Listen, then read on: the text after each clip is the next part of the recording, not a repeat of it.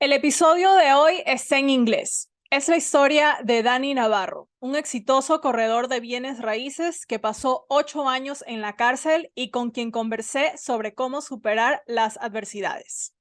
¿Qué te puede inspirar a ti para superar tus adversidades? ¿Cuán importante es tener tu red de apoyo para encontrar el éxito a cualquier adversidad? ¿Dónde o cómo encuentro fortaleza cuando me encuentro sin esperanza? Acompáñame a escuchar esta historia. Comenzamos. Bienvenido a tu espacio de reflexión, cuestionamiento y curiosidad sobre temas que no nos enseñaron en el colegio, como lo es la educación financiera, el desarrollo personal y mucho más. Soy Mari Francis Mocina y esto es Buscando Expansión. Acompáñame a hablar con expertos o amigos que nos ayuden a descubrir herramientas que nos permitan expandirnos, sacar nuestra mejor versión y alcanzar nuestra independencia financiera.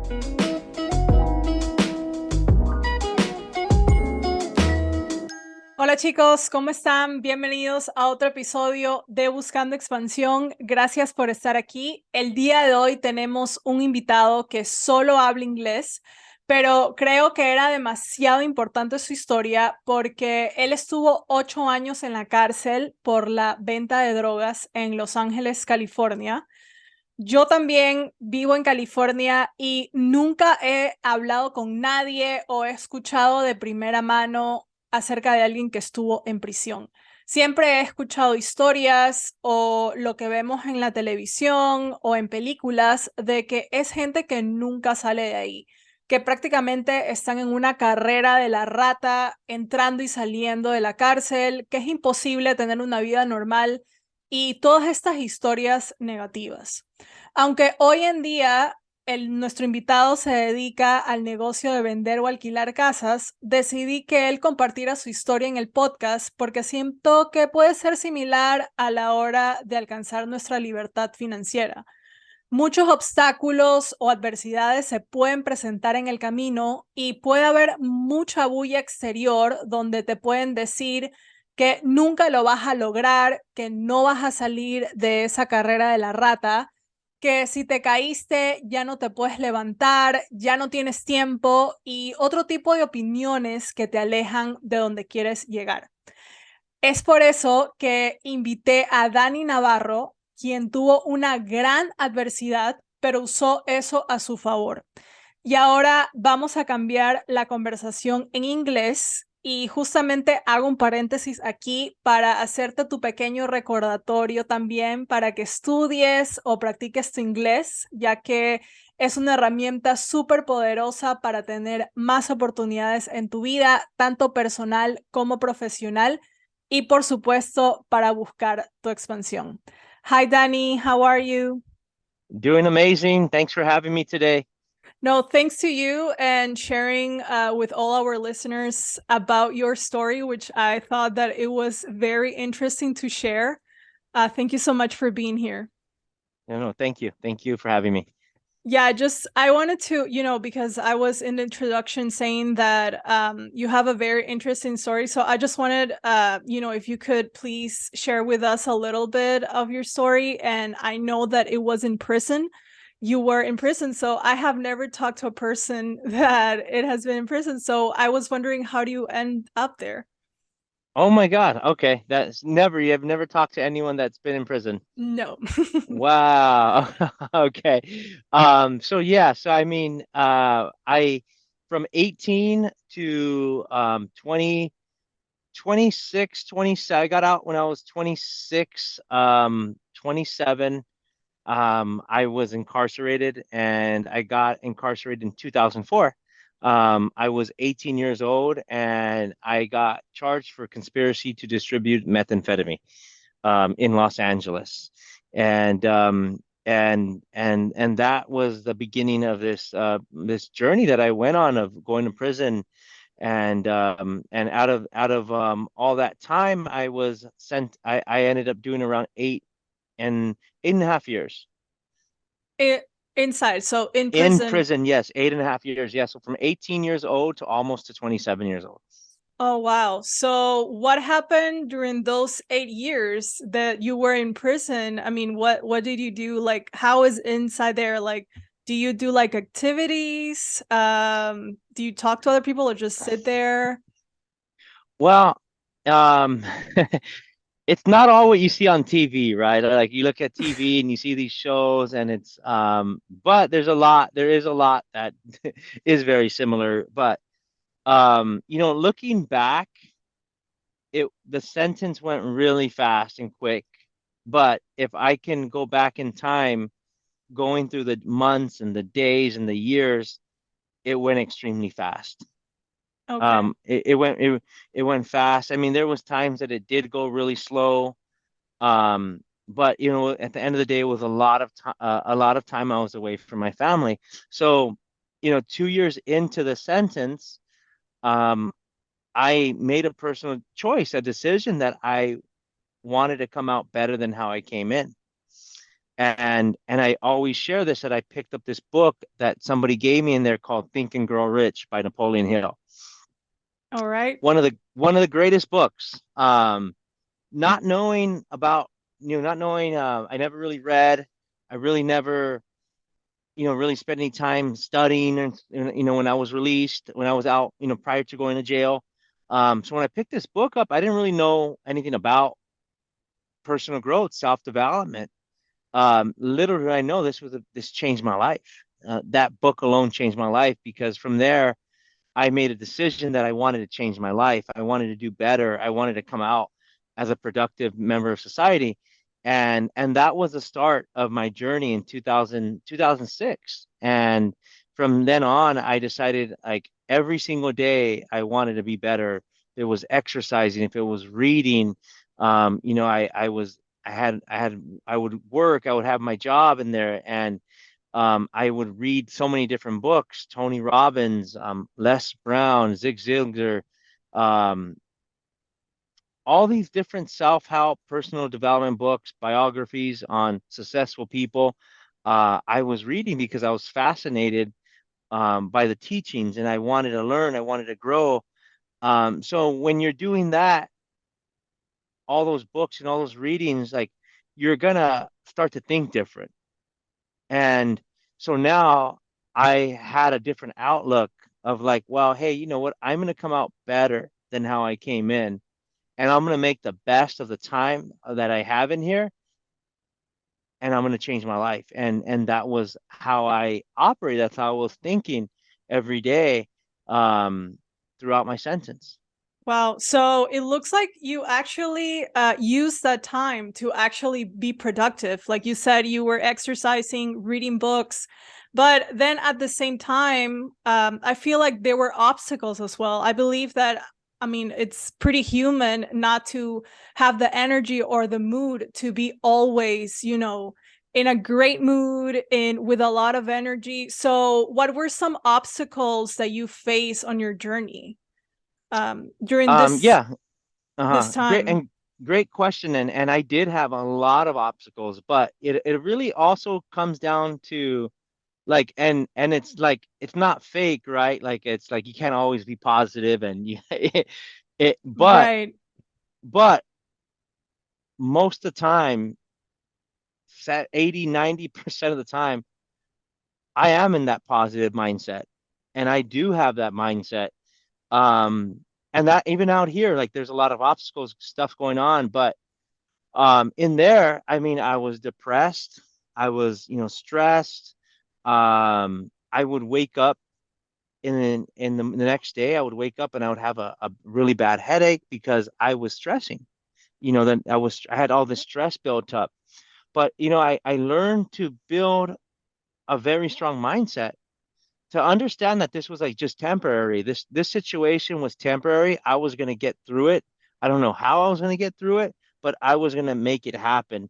And it went from being depressed, being stressed for months to weeks, and then maybe just having a bad day, and then at the same time maybe just having a few hours out of the day being bad, where I became like unstoppable. Like it nothing and nothing really got in my way. But it took many years to get there. It didn't happen overnight. But that was through the readings, that was through the exercise, and that was through the teachings that I was doing, prayer and meditation. And but I mean it was very tough. Like I mean, I can tell you right now it wasn't easy going to prison at 18 years old. Right. I was a kid.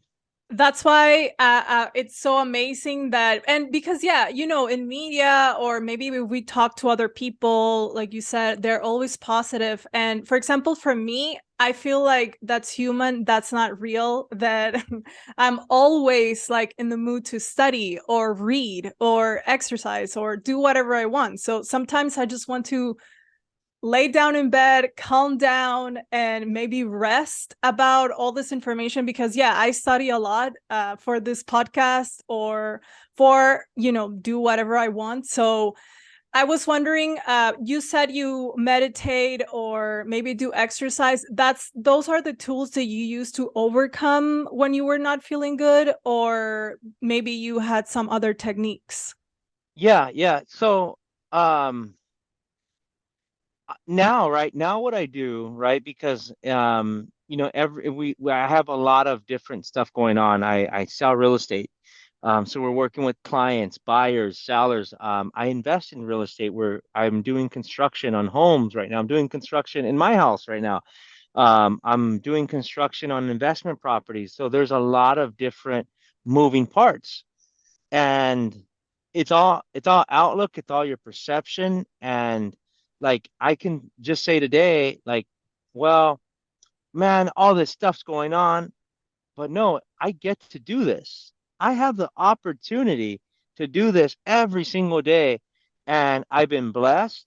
God blessed me with all this stuff going on because, to me, if I complain out here, like, well, like I'm being ungrateful because God gave me exactly what I wanted.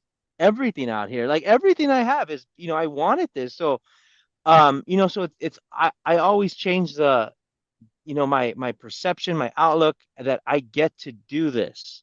I have the opportunity to do this. And a lot of it comes down to gratitude and appreciation that I do out here. But I also realized I was doing it in there. And what I mean by that is that let's just say like we're having a bad day, so much stuff's going on. You get consumed into the drama, into the stress, and then, or the stress, I create a future, some, I create something in my head that is, something that's happening in the future that doesn't exist, right? And it's not even true. So, the stories we play in our head. So what I've always done is I go back to gratitude and I go back to appreciation. Well, what am I appreciating for? Well, I have a house. I mean, I'm healthy. I mean, I'm healthy. I have a house. I have my fingers. I have my hands. I can see. I can talk to you right now, right? And then when I stack up all that gratitude, the day goes well. I can't. How can I be upset? How can I be mad? Because at the end of the day, I have my health and I'm alive. Anything else, I honestly wasn't. I didn't think life was going to be this good. I did not. If I can tell you, I did not think it was going to be this great. And it's not about bragging. It's about like God blessed me with a lot, and I didn't expect him to bless me with so much abundance. So I did that inside. So to get through the day, I would really say, hey, you know what? This is temporary. I'm 18, I'm 19, I'm 20. I'm gonna get out when I'm 26. I'm still gonna be young. I'm healthy. I'm in shape. I'm smart. And I would literally tell that to myself. So I would literally talk myself out of of of being stressed because and then I'll say like, well, you know what? Yeah, I'm gonna be 25, 26, 27. It's still young. Right. And then I'm like, well, I'm healthy. I'm not dead. I'm not on drugs. I don't, I'm not drinking. I'm not partying. It's gonna be amazing. And so that's what I used to tell myself, but I realized that I was really telling like, what am I grateful for? What am I appreciate? I have my family when I get out. I have my whole life ahead of me. I can get it, I'm gonna have a second chance at life. I can be able to do all this I want to do. And that's what I used to do. And then followed up, I used to work out a lot. So what I didn't realize, I used to work out so intense and so hard. We used to do like these burpees in prison where you go up, you go down, you do push-ups. So after doing so many burpees, so many push-ups, so many, from running, you're in a different state of mind. You're feeling great about yourself. You're feeling great about your body. You worked out. You're just in a good state. So after that workout, you're in such a good state, nothing else really bothers you.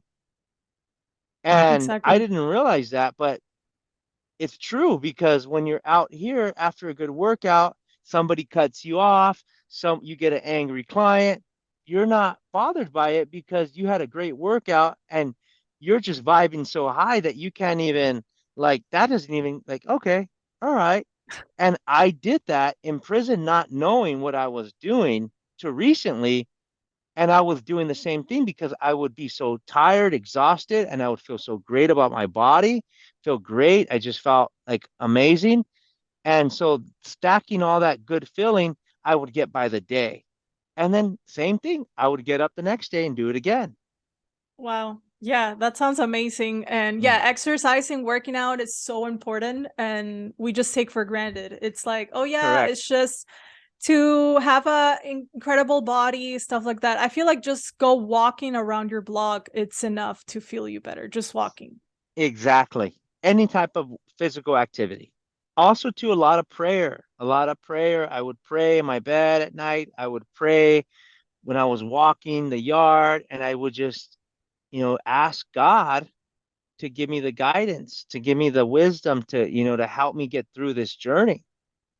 Um, because it wasn't easy. I had to have blind faith. It was more than just me. It was more than just a book. It was more than just reading. There was, it wasn't just me. It was a higher power and I really believe, for my prayers and were answered in there to help me Wow. get through that.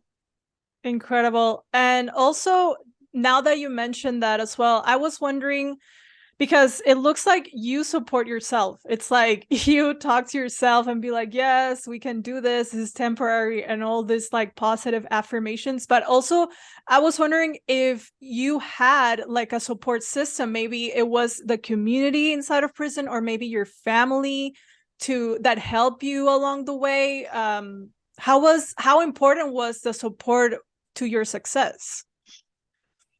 Um, so I am really blessed to be able to be doing what I'm doing out here because it's like unheard of. Someone goes to jail for 8, 10 years and comes out and doing real estate is just unheard of. Like just to even like be successful out here, it's really hard because most of the time people are always going back to prison. They come out, they go back in, they go out, they come back in. It's a revolving door. And so I did have an amazing support system while I was incarcerated, and that was my mom. Okay. My mom was always there for me. And my family, my sisters, my brothers. My brothers were small, but my mom was always there to help me and come and visit me. And she would buy me books and she would, send the books in and she would just anything that I needed, she was always there for me. So that was my mom when I was incarcerated. But inside, it's set up to fail. I mean, you're set up for disaster. There's a lot of, stuff that goes on in prison that like it's ugly, right? I mean, you have to be around your same race. It's so easy to just be to be racist in there, not want to talk to blacks, not want to talk to whites, and so it's really set up to fail, and it's hard to stay positive. It's hard to succeed in prison But it all goes back to mindset, right? Like, I mean, if I have a strong mindset that I created in the last, in the year after year, it was easier to get by in there. But in there, like, there really wasn't no support system. A lot of people are upset, they're angry, they don't want to take responsibility for what they did. Most of people don't want to change. They talk about coming out and selling drugs again. So, how do you how do you have like I mean, how do you stay positive in there, right? And but when I had a huge desire to change, a huge desire to do something with my life when I got out, staying positive and wanting to change was so easy. No Yes, matter what, my environment, no matter what, even out here, right? And if I did it in there, I can do it out here because out here it's so easier than in there. Um, exactly.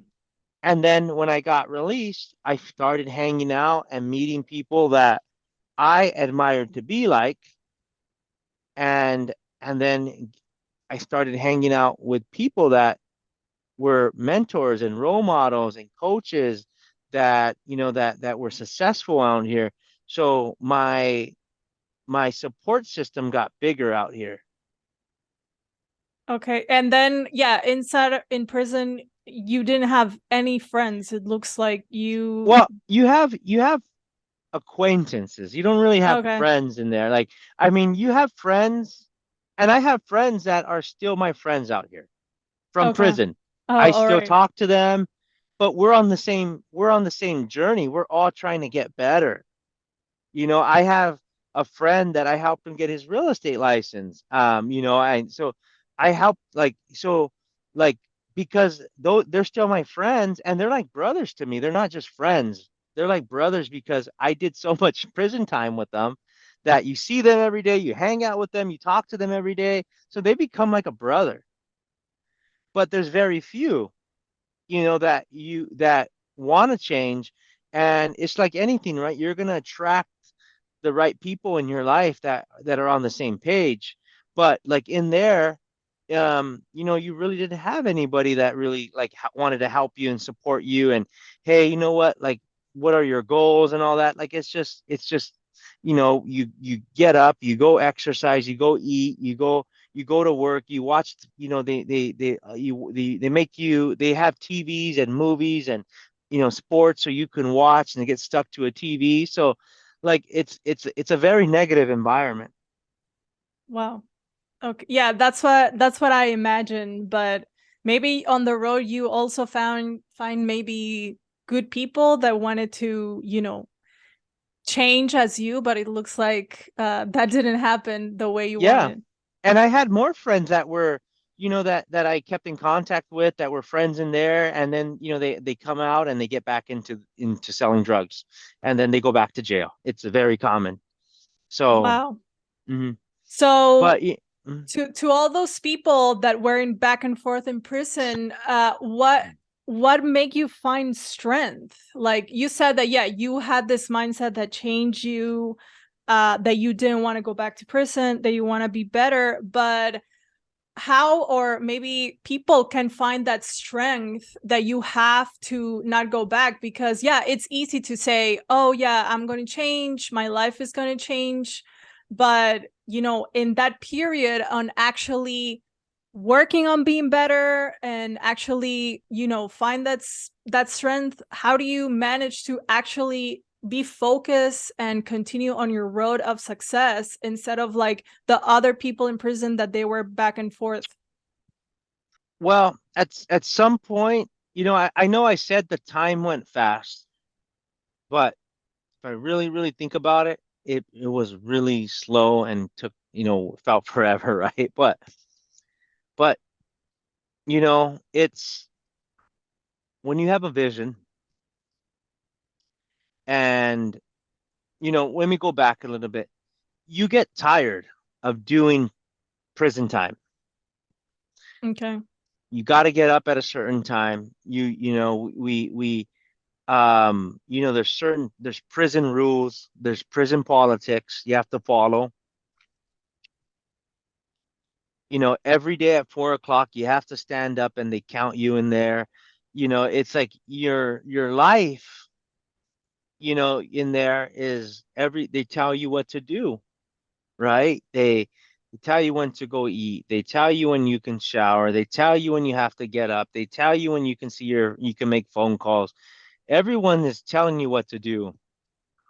And, Christmas after Christmas, birthday after birthday, Thanksgiving after Thanksgiving, you get tired. Mm. You get tired and you're like, man, like, okay, when is this going to end?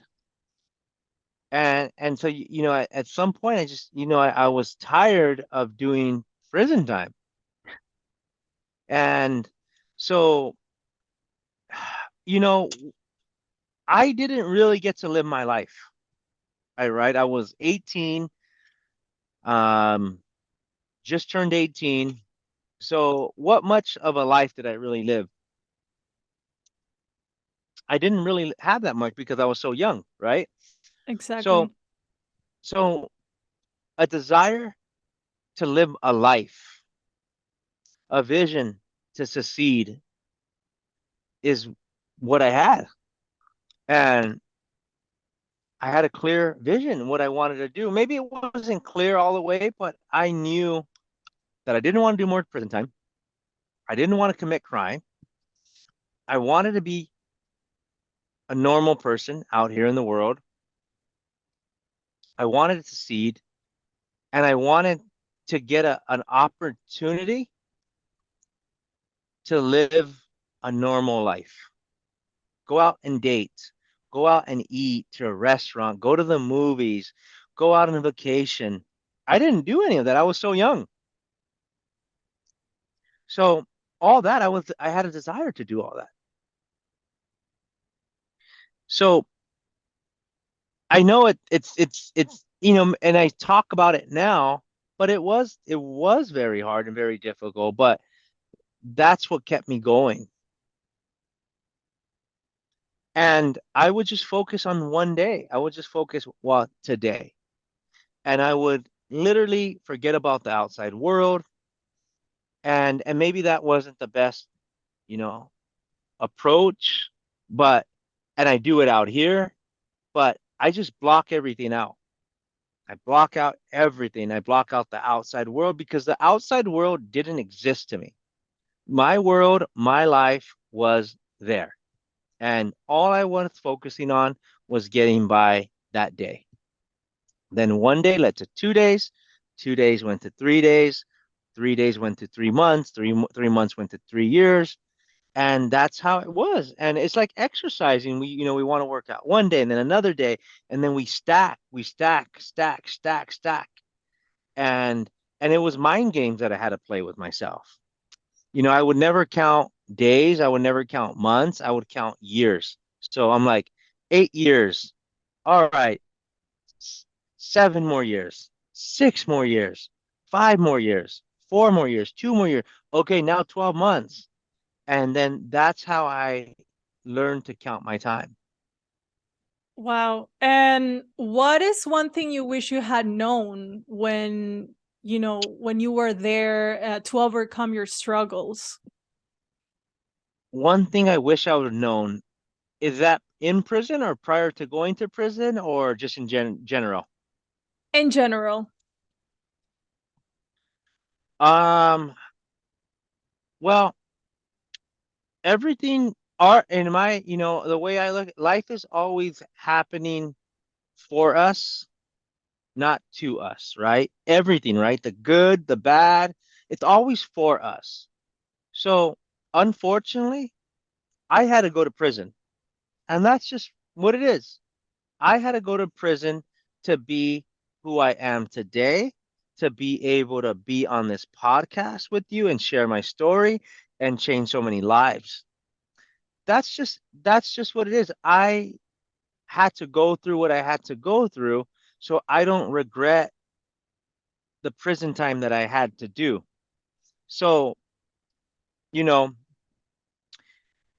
I want to say like I want to say like maybe I would have known more about the laws, so I wouldn't have broke them. But I was young. Didn't know any better. So I don't really think that's like really one thing I would have really known because I would have still broke the law because I probably wouldn't have cared. Right. So I don't know if that really answers the question, but I don't regret anything. So it's like everything's a lesson to me. Um, I maybe wish I would have done more when I was in there than I should have. I mean, because I didn't I took a lot of advantage, but there's a lot of time that I didn't take advantage of the time. I see. And then when you went out of prison, Um, you know, you know what? Actually, there is one thing. If I would have, one thing I would have known is that I would have wanted to hang out and be around people that I admired to be like prior okay. to going to prison. So if I wanted to do something, then I would have go find these whatever it is, the lawyer, doctor, whatever it was, and I would have got my mentoring from them because they already have a proven roadmap to do what they need to do to get them to where they're at. All right. And now tell us about your life after prison. So what happened next? How do you became a real estate investor? Um, so after prison, there's a lot that has happened after prison. Um, so I used the same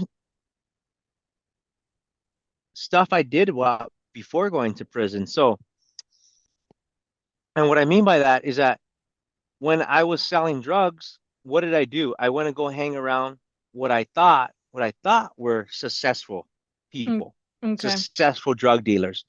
So I knew in prison, I'm like, well, all I have to do is hang around people that are successful because it's the same thing. You hang around with bad people, you're gonna be bad. You hang around with good people, you're gonna be good, right? Like it's just the way things work. So when I got out, I um also to remember, I didn't know how to text.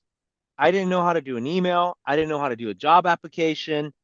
I didn't know how to go out and order at a restaurant. I didn't know Wow. how to eat properly, the napkin, like all this stuff. I didn't know how to do any of that. And then the world changed in that time frame because they didn't have smartphones. They had Nextels. And so when I got out, you have smartphones, you have, Facebook. They didn't like Facebook wasn't really around when I first got in there. They had MySpace, right? Right. You And were there in 2004, right? You were in prison. yes, Yeah. Facebook was a thing in 2006, something like yeah. that. So I didn't know about a lot of stuff. Um, so I learned how to get on Instagram and I like went through tags and then I found this guy that was in real estate and his dad was incarcerated and he was local. He was out in Newport and I somehow got in contact with him and he was the one that was gave me the opportunity with my criminal record to be able to work for him as an assistant and then eventually get my license. And he became my real estate mentor and coach. And to this day, he's, the great friend and mentor, um, very inspired. But that was the start of getting into real estate. Oh, okay. Someone gave me an opportunity. And from there, by selling houses and selling and doing transactions, you learn about your clients. You get to talk to clients that are investors and it's the same thing. It's like, well, if you can do it, I can do it, right? You're like, you're not any different from me. um but also too, I had a vision, I had a desire that I wanted to own real estate, I wanted to invest in real estate. So it all just aligns, it all lines up. But that was how I first got into real estate.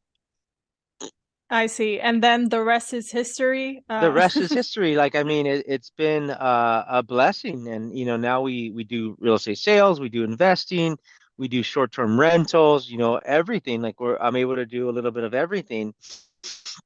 Um, but like I said, it goes back to like, the desire, the vision. Like I'm like, well, I want to learn how to make passive income. So when I'm traveling, I'm on vacation, I'm always gonna have money coming in if I'm awake, if I'm sleeping, if I'm sick, if I'm dead.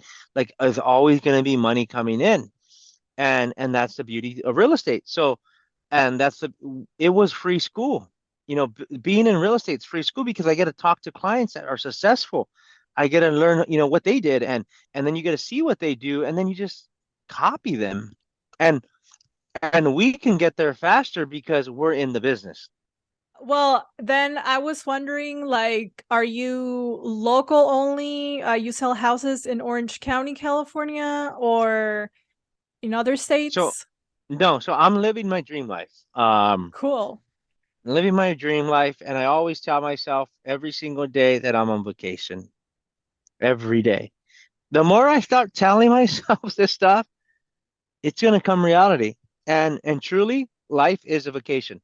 We're here on Earth for a little bit of period of time.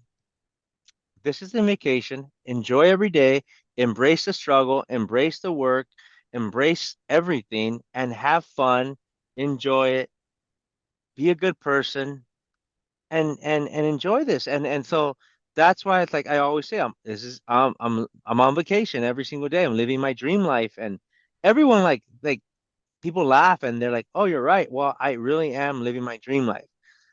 I made a goal to live in Orange County. 3 years ago, I bought my house. Right now, I'm building my house. I tore it down and I'm building a brand new house. Um, and I do business in LA and I do business in Orange County. Um, and I live in the most beautiful part of California, 10, 15 minutes from the beach. And it's beautiful. I have a beautiful, amazing wife. I have a beautiful, amazing 2-year-old daughter, and they're my life. And it's amazing. Um, it's every day's a blessing. Every day's a blessing. Every day's fun. To be able to, and that's all perspective though. Like I get, it's like I really, maybe the days are not good, but in my head I'm like, no, they're good. And it sounds like cliche, like, oh, you can't always be happy and you can't always be this way, but it's all mindset because there's more good to talk about than bad. And and there's more good that I'm grateful for than not, right? So I live my dream life. I work down the street from my house. The gym's down the street. I get to go home. I'm not in traffic. Um, I go to LA a few times a week for their investments, and it's fun. I mean, I love what I do, and it's fun, and I enjoy it, and that's my life. Awesome. And if someone wants to contact you, where can we reach out to you? Maybe on Instagram or email? Yeah, the best way to get a hold of me is on Instagram, which is underscore and then my name, my handle is underscore and then my name Danny Navarro, Danny Navarro. So that's the best way to get a hold of me. Perfect. And Danny, to end this episode, I was wondering what means expansion to you? What means expansion to me? Um, I would say having expansion in every seven equities of our life. So business, right? Health, family, financial, spiritually, all that. I mean that's expansion to me. And being able to be able to have a healthy, well-rounded will is expansion to me. All right, perfect. Thank you so much, Danny. I appreciate so much you sharing your experience with all the listeners of this podcast. And yeah, thank you very much. Thank you. Thank you for having me, and I appreciate and looking forward to hearing the podcast. All right, thank you. Bye bye. Y bueno, eso ha sido todo por hoy. Espero que la historia de Danny te sirva de inspiración para superar cualquier adversidad que se te presente, tomando en cuenta que hagas lo que hagas, sea con gratitud y enfocándote en tu visión o en tu meta. Es por eso que la pregunta de la semana es, ¿tienes alguna técnica o herramienta para superar adversidades? Ya sabes que me puedes responder en todas mis redes sociales como Instagram, TikTok, Twitter o YouTube como It's Marie Francis. No te olvides de evaluar y compartir este episodio con quien pienses que lo necesite. Nos vemos, hasta la próxima.